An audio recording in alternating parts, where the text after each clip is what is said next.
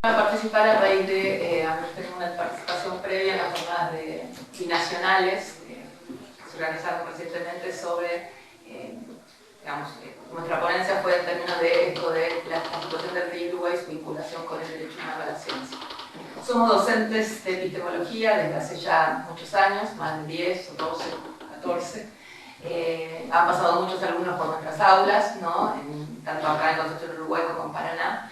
Cientos y cientos, y en los últimos años estamos como trabajando el tema de abordar las cuestiones de la epistemología, o más de una perspectiva más de filosofía de la ciencia, vinculándolo a problemáticas sociales, en donde la ciencia está de alguna manera involucrada, ¿no? Entonces, con esa preocupación, entre las problemáticas que seleccionamos, estaba la del río Uruguay, la de la contaminación del río Uruguay, y hace un par de años hicimos una actividad de extensión, hicimos un video, bueno, eso como antesala un poco para que se entienda desde dónde hablamos, ¿no? La situación del río Uruguay es, por lo menos lo que la manifestación de este problema que tiene que ver con la contaminación, es la aparición de cianobacterias, ¿no? Es decir, esto de que el río, de repente, algunos días amanece de color verde, un verde brillante, un verde fosforescente.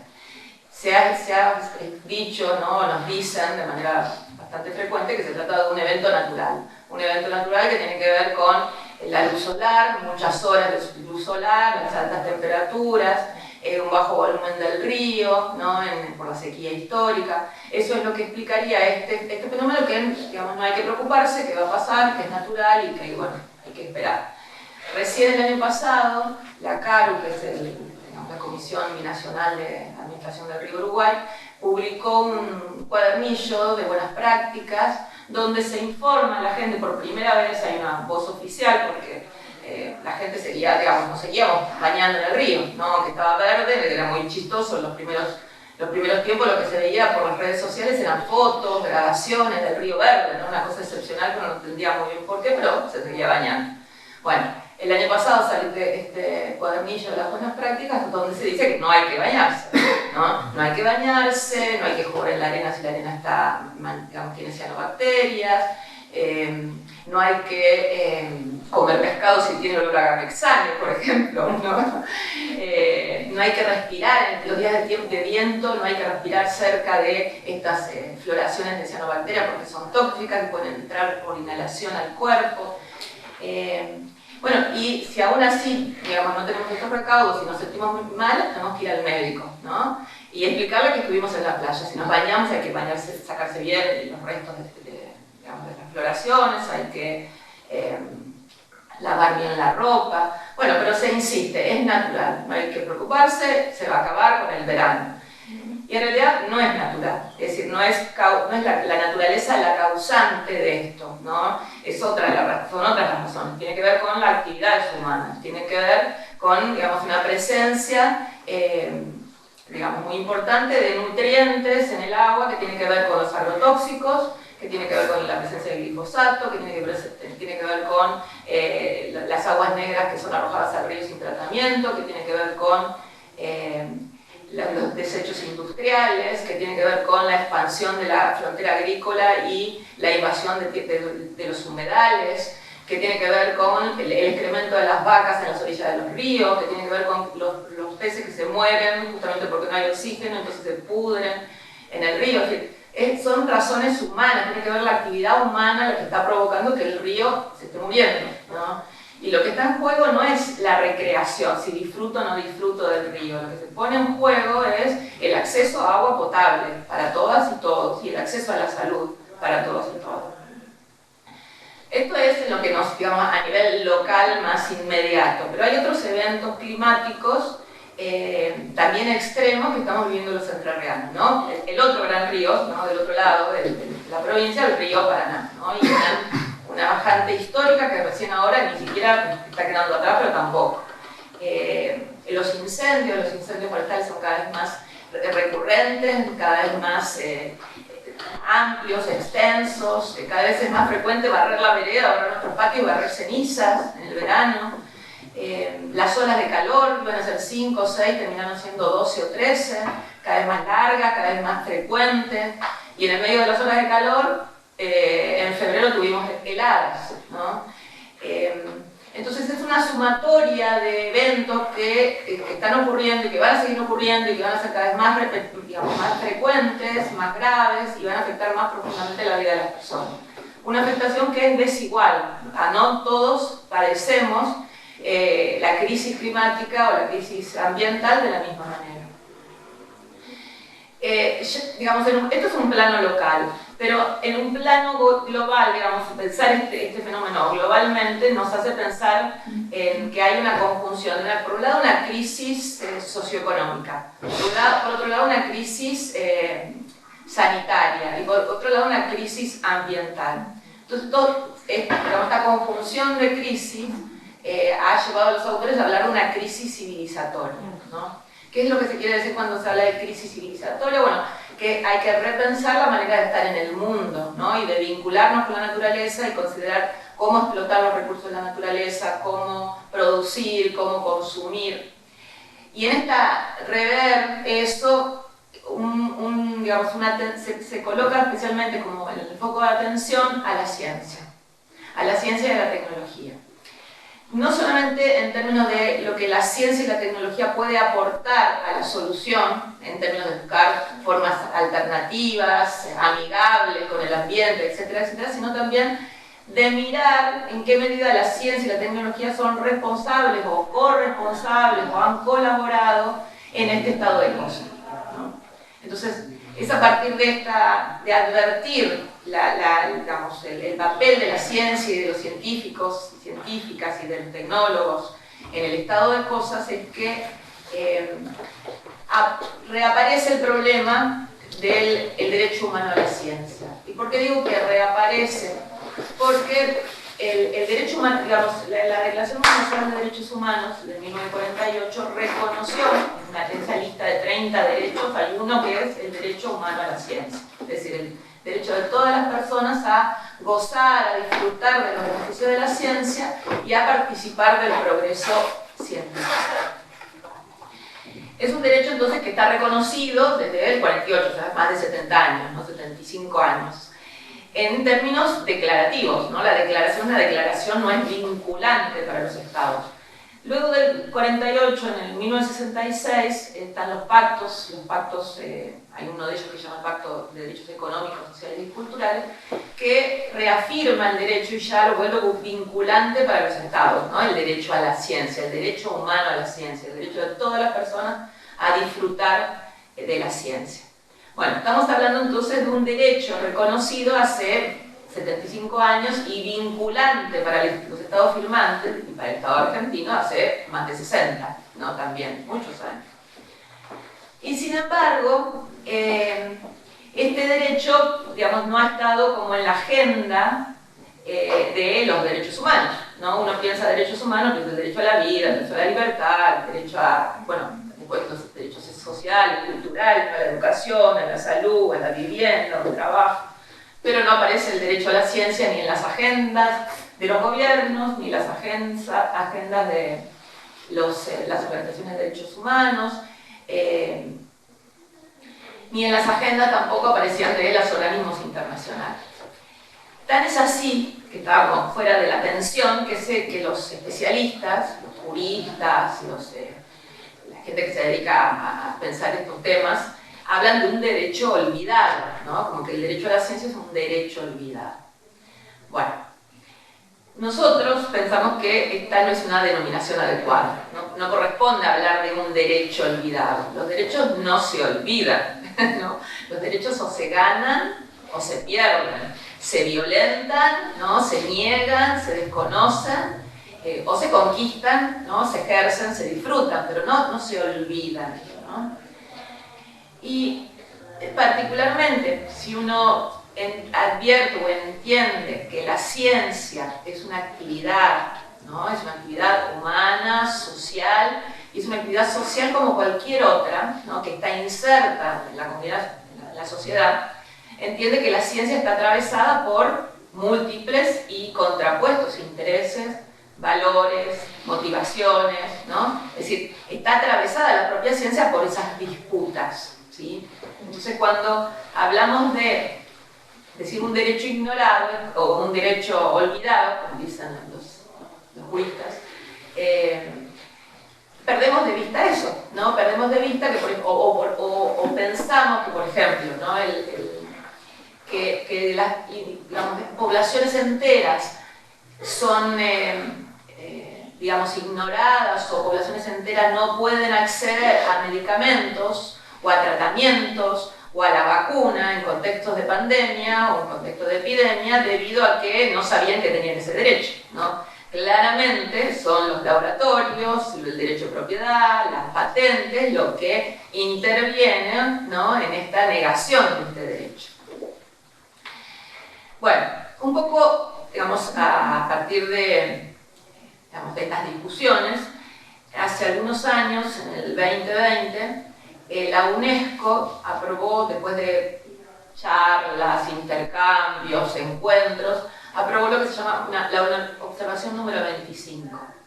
Las observaciones que hacen son como están las declaraciones, están los pactos, están los acuerdos entre los estados y están las observaciones que vienen a establecer como el contenido y el alcance de los derechos, ¿no? El derecho humano a la ciencia, ¿en qué consiste concretamente, ¿no?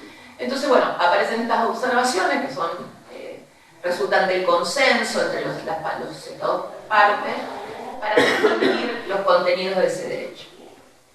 Bueno, la observación número 25 lo que hace es como reafirmar o ratificar la obligación de los estados en garantizar este derecho. Estamos hablando de derechos humanos y el principal obligado es el Estado. Entonces reafirma la observación esta obligación del Estado o de los estados a garantizar el acceso a la educación, el acceso a la ciencia, el acceso al conocimiento científico, el acceso a los beneficios y a los productos científicos, ¿no? Sus materializaciones, sus concreciones, como puede ser las concreciones tecnológicas.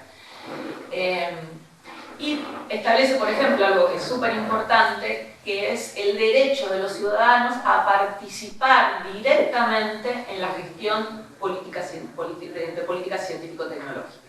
¿Sí?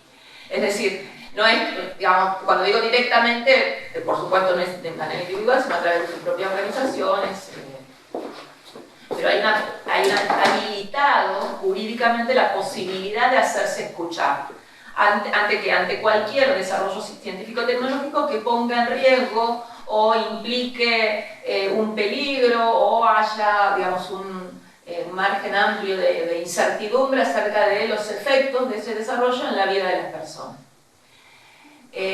Bueno, eso lo reconoce esta observación número 25. Y aparte habla de otras cosas, habla también del derecho a las patentes, también habla del principio precautorio, es decir, digamos, es una norma o es un instrumento jurídico para precisar este derecho. Ahora, uno se introduce en el tema y dice, bueno, está bien, entonces estamos los ciudadanos, está el Estado, pero también hay otros actores que están ahí, ¿no? Que tienen que ver con las empresas, ¿no? Claramente, y otra vez el que tiene que ver con los propios científicos y tecnólogos, ¿no? Entonces, aquí la UNESCO también, ya desde hace muchos años, por lo menos desde el 2000 en adelante, ha promovido reuniones, encuentros, intercambios, y ha habido declaraciones y también acuerdos y protocolos en términos de la responsabilidad profesional de los científicos, pero también la responsabilidad social y ética de los científicos. Digamos, hay como varios normas, ¿no? En relación al genoma humano, en relación a la bioética, en relación al cambio climático, hay la declaración de Budapest, hay varias declaraciones donde le dicen a los científicos, bueno, aquí ustedes tienen una responsabilidad. Bueno, sin embargo, sigue siendo un derecho, ¿no? Entre comillas, olvidado, un derecho no reclamado, un derecho no conocido suficientemente, ¿no?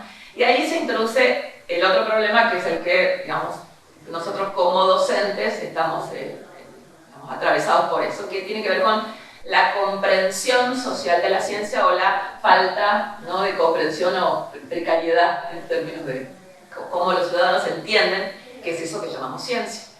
Y ahí le cedo la palabra. Bueno, gracias. Sí. Bueno, siguiendo un poco lo que dice Florencia, sin duda la idea de la ciencia como un derecho humano implica, si lo pensamos en términos de derecho humano, implica ciertos procesos históricos y sociales de lucha por el cual se habla, más o menos se olvida, se han logrado, se abandonan, etcétera, etcétera, relacionados con demandas colectivas, ¿no? En la medida en que se lo reconozca como un derecho humano, hasta qué punto pueden llegar a tener ciertos logros normativos, etcétera, etcétera, o ciertos efectos vinculantes, sin duda va a tener que ver con ciertos procesos de lucha, de demanda y de lo que nosotros también llamamos participación ciudadana. Pero ahí, bueno, retomo lo que terminé diciendo Florencia, adquiere mucha relevancia y sobre todo para nosotros que somos profesores de epistemología y que parte de nuestra preocupación en la cátedra, por así decirlo, es la comprensión social de la ciencia. La comprensión social de la ciencia, entonces vamos a entender que es relevante para pensar, no solo para pensar la ciencia como un derecho humano, sino también para pensar la participación pública o la relación de la ciencia con la propia ciudadanía, ¿no? En ese sentido, también concomitante con eso, o conectado con eso, tenemos la cuestión de la educación, o lo que más a veces,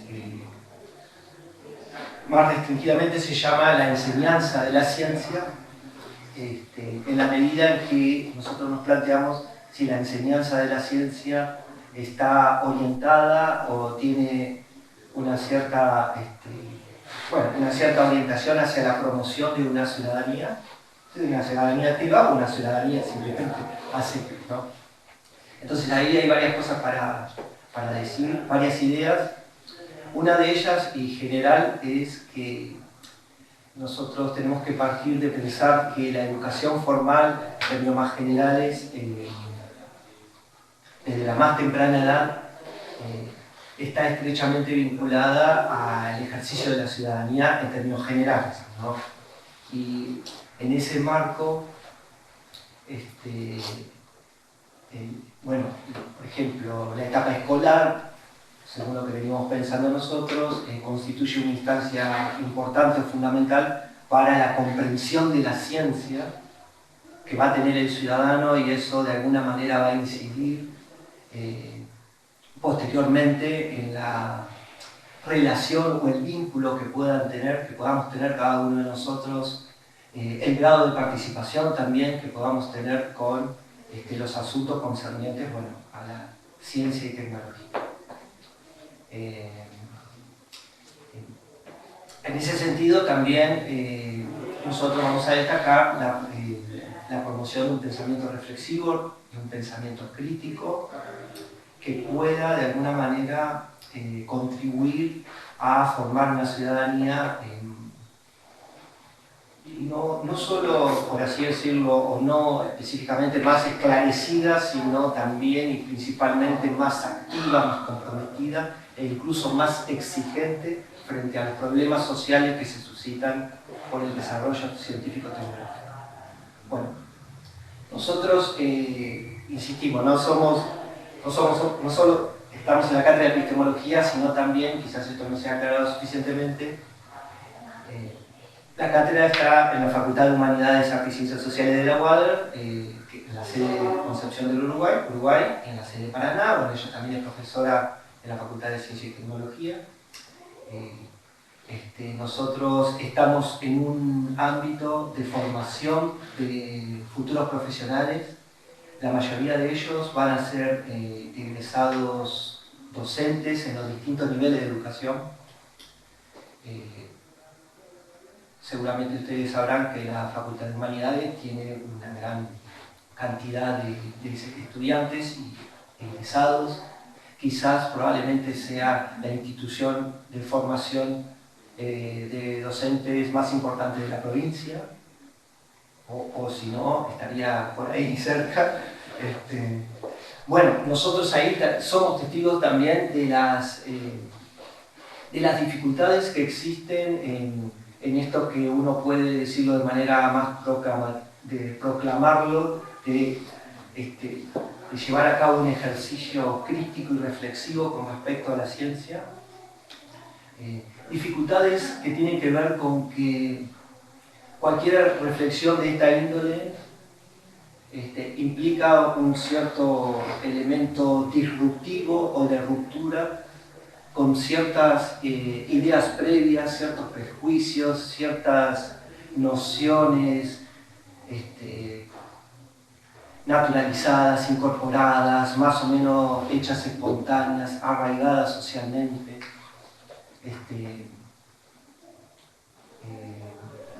Compartidas, a veces se puede denominar esto con un cierto sentido común en relación a la ciencia y la tecnología, ¿no?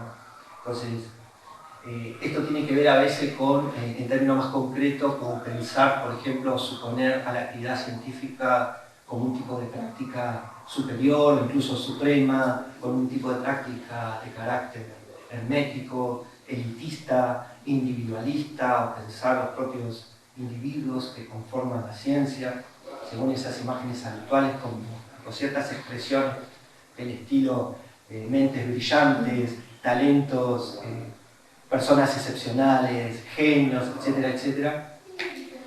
La ciencia entonces como una práctica, bueno, algo de esto también había anticipado Florencia en el sentido contrario, pero en el sentido crítico, como una práctica libre de ideologías y libre de valores e intereses espurios, ¿no? Esto es parte de nuestra reflexión como cátedra, de nuestro trabajo, ¿no? Entonces, normalmente recogemos eso, ¿no? Recogemos a veces una idea de la ciencia que nosotros denominamos ahistórica, descontextualizada, como un lugar depositario de verdades infalibles, la ciencia fundada en la ejecución del llamado método científico, entendido como un conjunto único de procedimientos de tipo empírico, inductivo, certero, incorregibles, al cual solo tienen acceso algunos iniciados que además se pueden llegar a ostentar una autoridad cognoscitiva presuntamente inapelable, ¿no? Entonces, bueno, ese cuadro un poco dramático, pero seguramente a todos los resonará, incluso a nosotros mismos, ¿no? Estas imágenes. En ese cuadro nosotros pensamos esto de la enseñanza de la ciencia también. La enseñanza de la ciencia entendida, sí, en un sentido más elemental como transmisión de contenidos que nos permitirían a nosotros, a los aprendices adquirir ciertas competencias para desempeñarse con éxito, por ejemplo, en alguna disciplina, en alguna área disciplinar específica.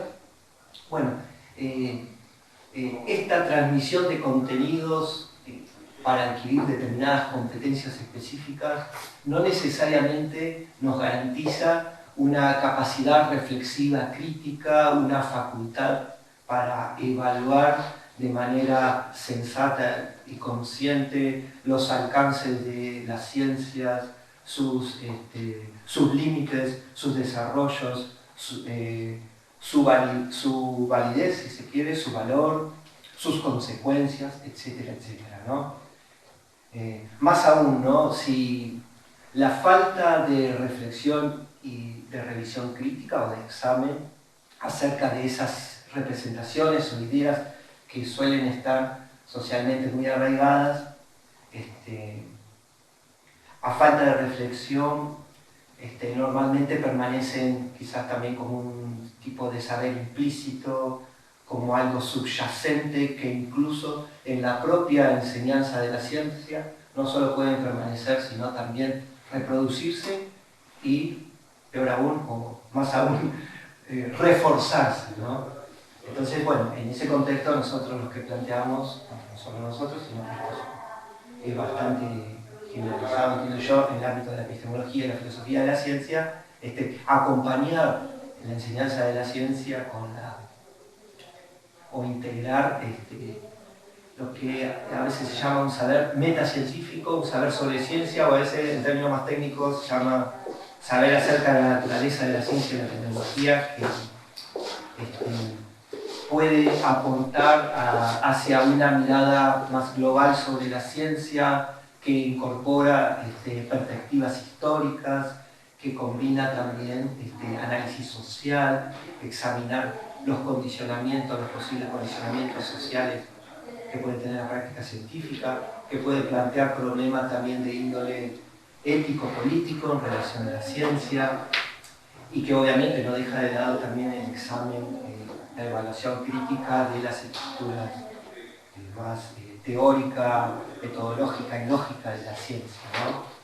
Por ese camino, ¿no? Nosotros insistimos siempre en que la ausencia de cierto discurso, de cierta práctica metacientífica, en el sentido anterior que lo decía, de cierta reflexión, contribuye o normalmente refuerza ciertas creencias falsas sobre la ciencia y la tecnología que terminan cristalizando, en la mayoría de los casos, como genuinos o auténticos mitos incuestionables, que tiene que ver sobre todo con el desarrollo científico-tecnológico.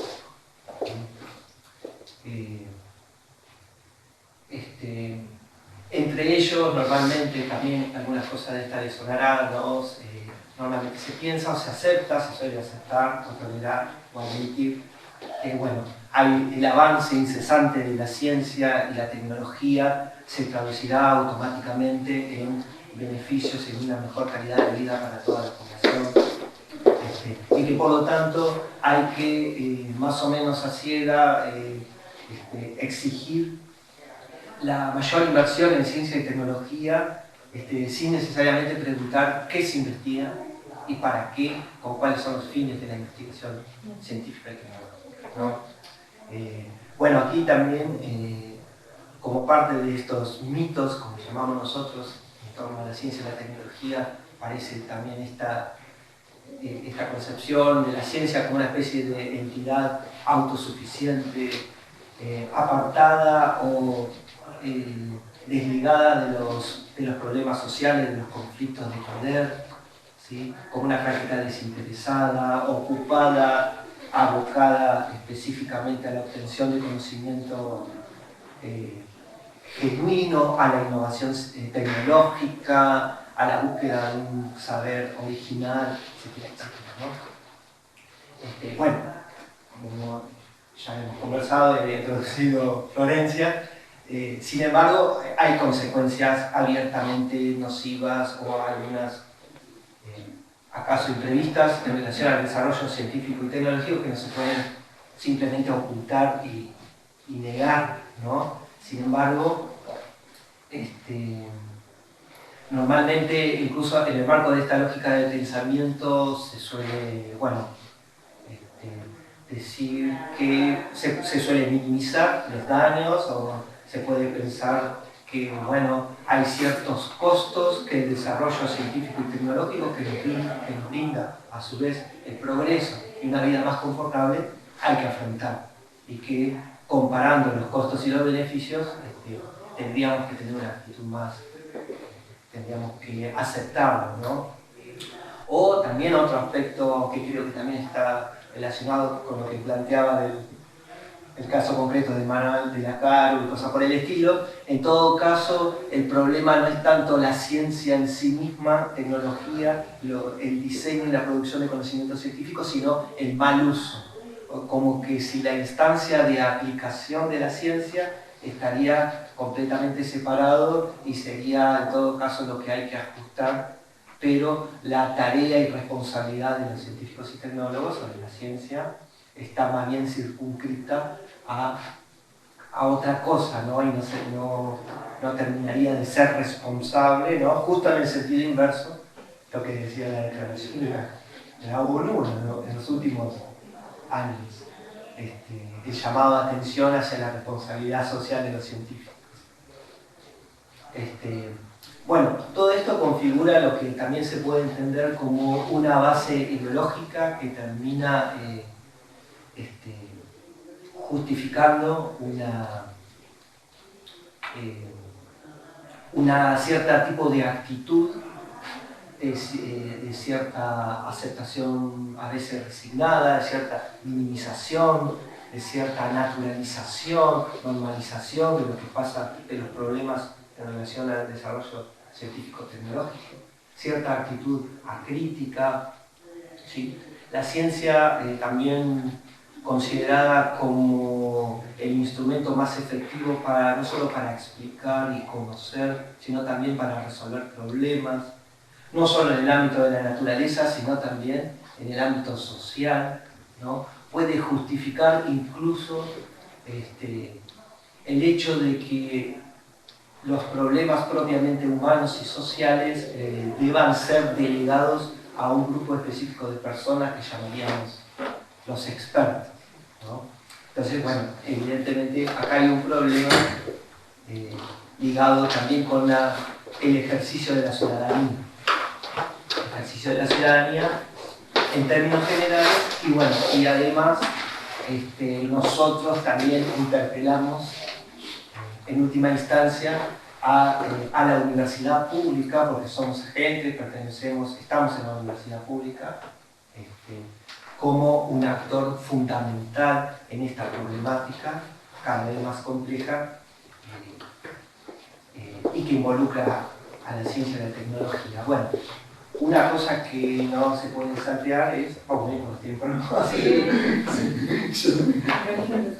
Una cosa que no podemos pasar por alto es la idea de, obviamente, que la universidad pública, sobre todo la Universidad Pública Argentina, tiene una amplia trayectoria, una gran tradición de lo que en términos más formales e institucionales se llama la extensión universitaria, que no significa solamente, y que no ha significado, la transmisión o la divulgación o la transferencia unidireccional de conocimiento de la universidad a la sociedad, sino que ha significado también, aunque se ha concretado de diversas formas a lo largo de la historia, de nuestra historia, un compromiso serio con los problemas sociales, ¿no?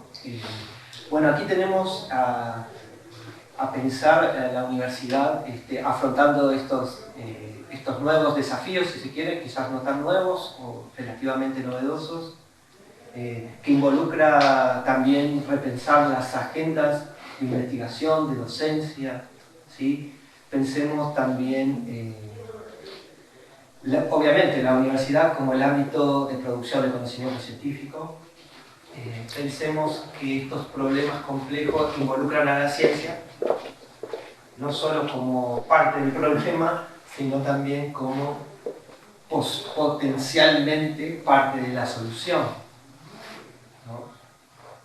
Entonces, la propia universidad tiene asimismo, por así decirlo, ciertas obligaciones cívicas, se puede decir, en el sentido de promover no solo el conocimiento, sino también la visión crítica sobre el conocimiento científico y también, bueno, en términos generales, lo que habíamos hablado, promover la ciencia como un derecho humano fundamental, ¿no? Eso por un lado, pero al mismo tiempo en esa relación entre la universidad y la sociedad pensamos que además la universidad como actor social fundamental y en cierta medida privilegiado por la capacidad que tiene de producimiento de conocimiento, etcétera, etcétera, debe tener un rol más activo, más protagónico en los conflictos sociales, en la resolución de problemas,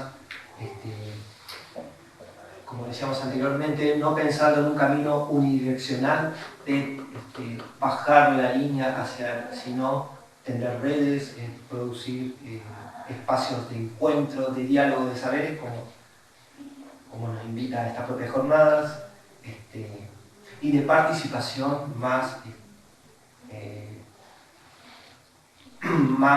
un protagonismo más fuerte en los conflictos, incluso en los reclamos y en las movilizaciones de las sociedades, de la comunidad, de la sociedad civil, que está sobre todo directamente afectada por estos problemas.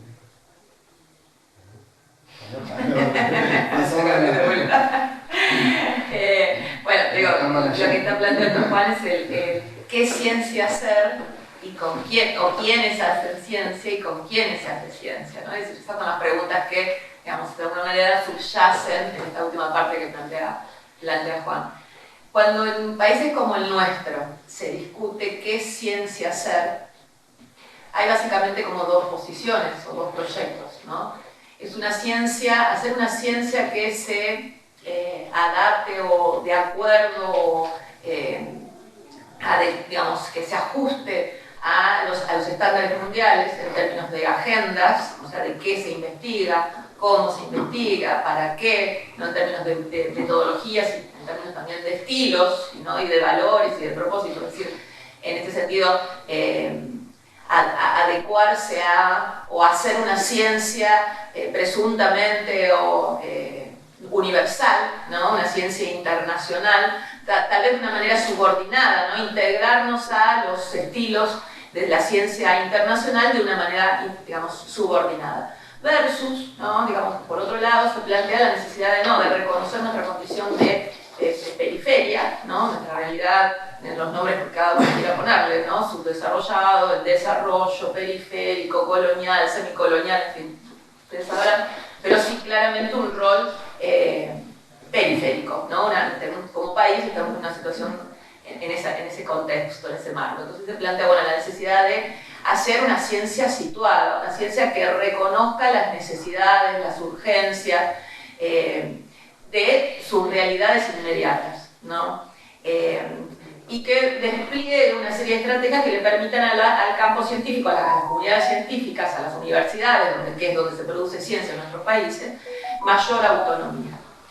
Si entendemos que pensar el problema en estos términos de dos modelos, ¿no? Que son como dicotómicos o dos contrapuestos, dos polos, ¿no? Contrapuestos, si es correcto pensar así el asunto, y así lo han entendido todos aquellos que han estudiado los procesos de institucionalización en nuestros países, ¿no? En los países latinoamericanos, de cómo se han institucionalizado la ciencia, siempre en esta tensión, ¿no? Entre una ciencia internacional o, digamos, acercándose a los parámetros o al canon internacional de una manera subordinada, o una ciencia más situada, contextualizada. Bueno, si entendemos que es la manera adecuada de pensar el problema, la cuestión que nosotros pensamos es que nosotros, desde Concepción del Uruguay, ¿no? Desde la UADER, desde los profesorados, incluso desde la UTN y la UNER, en Concepción del Uruguay, tenemos que mirarnos, ¿no? Mirarnos, genuinamente mirarnos, ¿no? Reconocer quiénes somos y qué necesidades tenemos y qué urgencias tenemos. En ese sentido, reconocer nuestra condición de periferia de la periferia, ¿sí?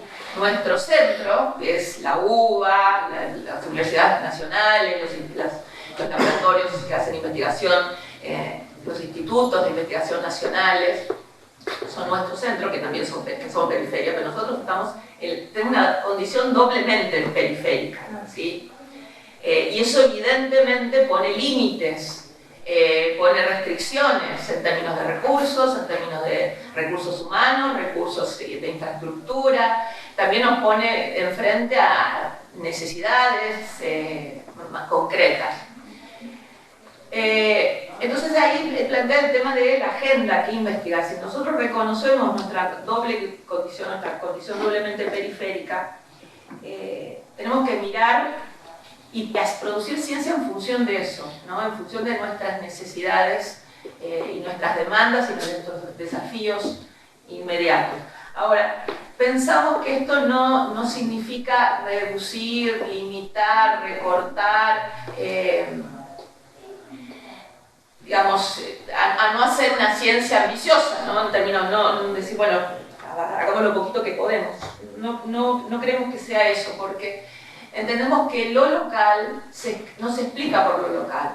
Es decir, la contaminación del río Uruguay, la degradación de nuestros campos, las enfermedades de nuestros pueblos fumigados no se explican digamos, desde lo local, se explican desde lo global. Es decir, el agronegocio, es las prácticas extractivistas, es la subordinación de la vida humana del capital. Es decir, lo local se explica por lo global. Entonces, mirar lo global, lo local, intervenir en lo local, estar atenta a las necesidades locales, nos hace pensar también en lo global. Entonces, la puerta de entrada local no nos limita nuestro campo, nuestro horizonte de producción de conocimiento científico. Eso por un lado, en términos de la agenda, de lo que hay que estudiar, investigar, digamos, las respuestas que tenemos que buscar. Pero por otro lado, reconocer esa doble condición periférica nos obliga a discutir el con quién hacer ciencia. ¿Sí? Porque en el centro la ciencia queda restringida, limitada a los actores tradicionales, a los científicos y a los tecnólogos y a la corporación científica. Cuando nosotros miramos nuestra localidad, ¿no?, lo que vemos es a otros actores que resisten, otros actores que buscan formas alternativas de organizarse, de pensarse, de enfrentar los problemas. Entonces nos pone, siempre y cuando reconocemos esa doble condición de periferia, nos pone ante el desafío de pensar esos diálogos de saberes, ¿no? Es decir, producir conocimientos con otros, con esos otros que han estado permanentemente deslegitimados, aislados, digamos, que no han tenido como cabida sus saberes. Entonces ahí, ¿no? Esto es lo genial de este asunto, ¿no? Es decir, aunque somos la periferia de la periferia, tenemos la oportunidad de producir un conocimiento de calidad. Y cuando digo conocimiento científico de calidad, lo que quiero decir es un conocimiento altamente explicativo de los problemas y con capacidad para pensar formas de intervención en esos problemas, ¿no? Digo, y ahí después podemos discutir de qué se trata esto, ¿no?, más concretamente. Pero ahí es como nuestra vuelta de tuerca, ¿no?, de esto de reconocer lo que somos y no simular lo que no somos, o tratar de copiar lo que no somos, ¿no?, porque tenemos limitaciones, ¿no?, claramente externas a nosotros. No es que no seamos menos inteligentes o menos cultos, menos comprometidos, sino que tenemos claramente limitaciones de recursos. Bueno,